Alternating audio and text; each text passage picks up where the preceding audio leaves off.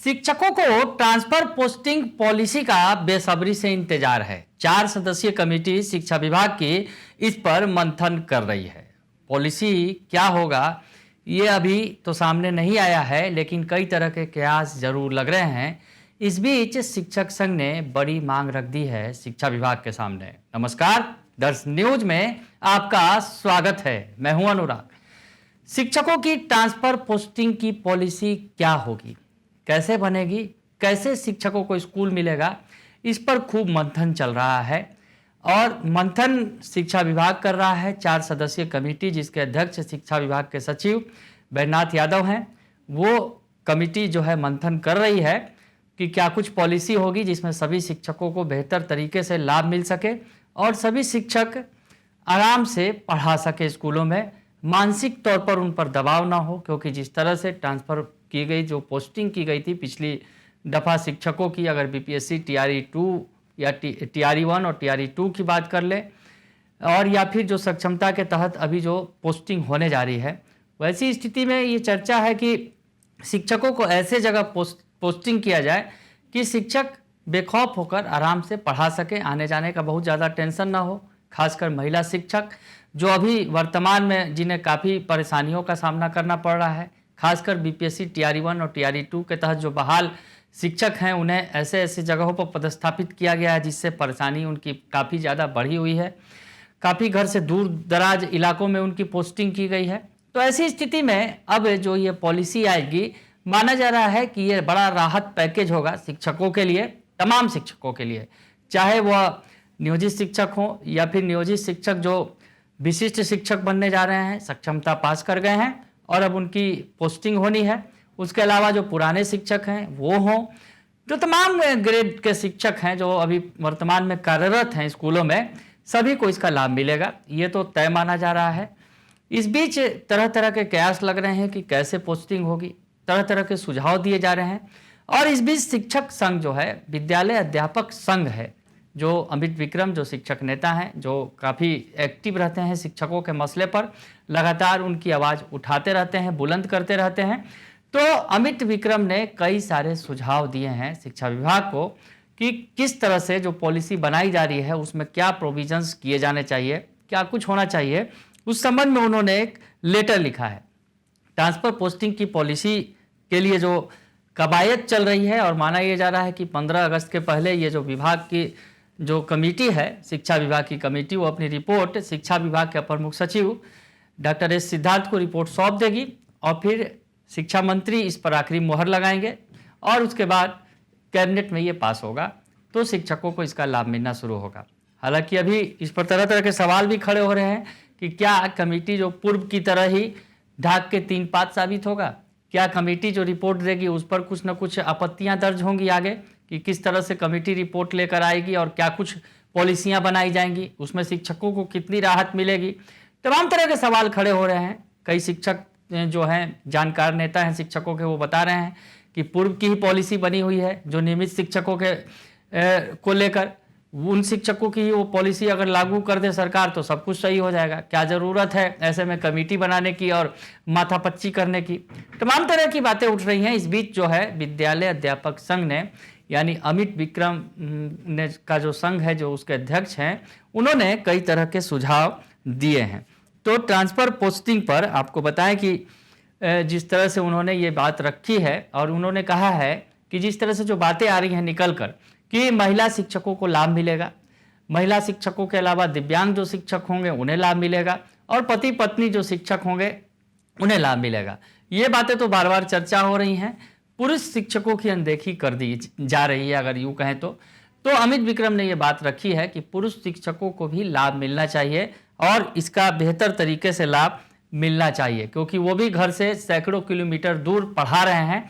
तो ऐसे में उन्हें भी इतने घर से दूर भेजकर नौकरी कराना उचित नहीं होगा, उनका ये कहना है।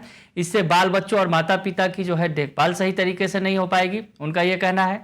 पुरुषों पर जिम्मेवारी होती है परिवार की, तो ऐसे में पुरुषों को भी ऐच्छिक पदस्थापन की आवश्यकता है, ये सवाल उठा रहे हैं। हम आपको बता दें कि अभी सक्षमता के तहत जो है 1,87,000 शिक्षक जो है, नियोजित शिक्षक जिनकी पोस्टिंग की जानी है, उसकी कवायद चल रही है। इन शिक्षकों के की काउंसलिंग हो रही है, सर्टिफिकेट की जांच की जा रही है। उसके बाद जब उनको पदस्थापित किया जाएगा, जिला का आवंटन तो उन्हें पहले किया गया है। अब क्या कुछ होगा आगे, किस तरह की पॉलिसी बनती है और उसके तहत क्या कुछ होता है, ये देखना दिलचस्प होगा। लेकिन मांग कई सारी हैं शिक्षक संघ की, विद्यालय अध्यापक संघ की।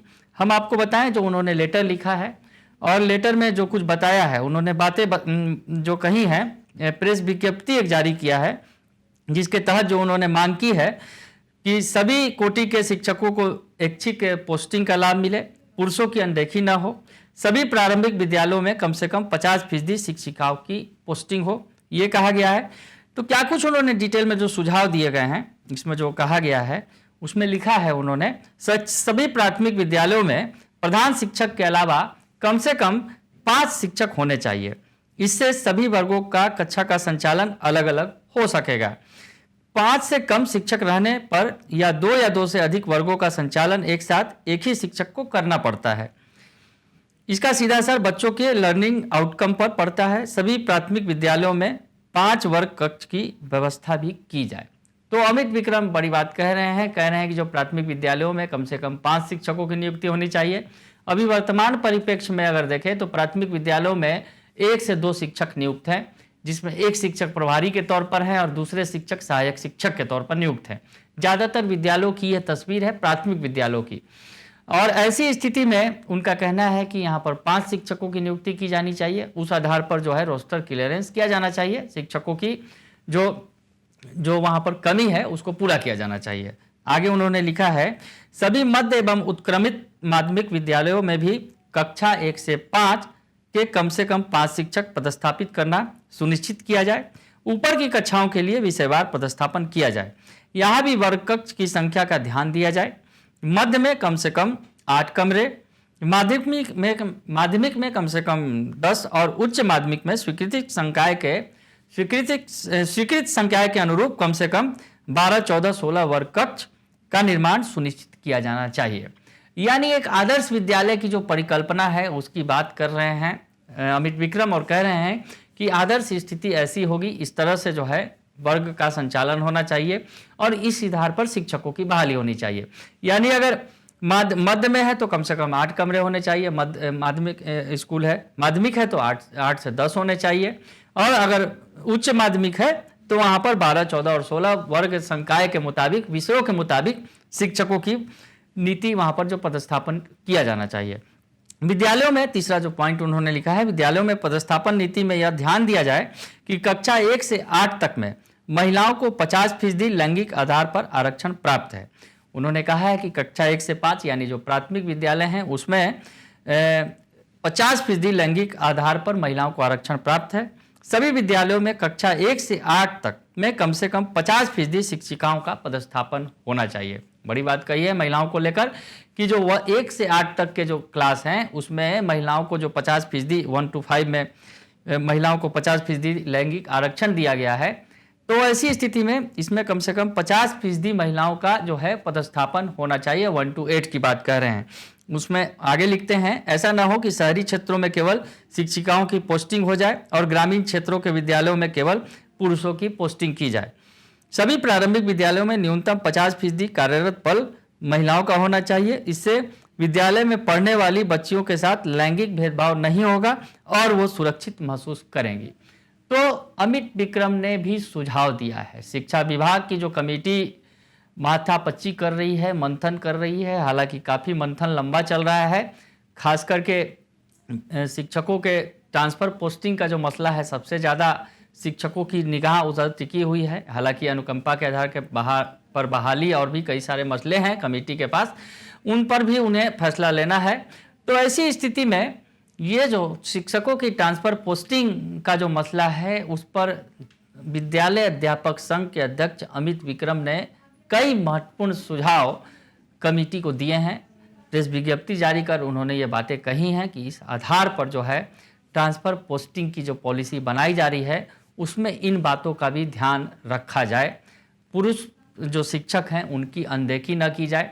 महिला शिक्षकों को तो ऐच्छिक ट्रांसफ़र चॉइस पोस्टिंग मिल रही है, लेकिन पुरुष शिक्षकों के बारे में जिस तरह से खबरें आ रही हैं कि उन्हें रैंडमली जो है स्कूल सेलेक्ट करके दिया जाएगा, तो उनका कहना है कि पुरुष शिक्षकों को भी ऐच्छिक ट्रांसफ़र का लाभ मिलना चाहिए, वो भी घर से दूर रहते हैं, घर परिवार की जिम्मेवारी उनके ऊपर होती है, तो ऐसी स्थिति में पुरुष शिक्षकों की भी अनदेखी न की जाए, ये कहते हुए नज़र आ रहे हैं अमित विक्रम। और सबसे बड़ी बात कह रहे हैं कि 1 to 8 में 50% जो सीट है वो महिलाओं से भरा जाए, यानी शहरी हो या ग्रामीण हो, महिलाओं की नियुक्ति वहाँ हो और 50% सीट जो है महिलाएं रहें और बाकी जो 50% हैं, यानी आधे आधे की जो रेशियो है वो महिला और पुरुष शिक्षकों का 1 to 8 के विद्यालयों में होना चाहिए। बने रहिए दर्शन न्यूज के साथ, तमाम खबरों से आपको अपडेट रखेंगे। फिलहाल के लिए इतना ही, धन्यवाद।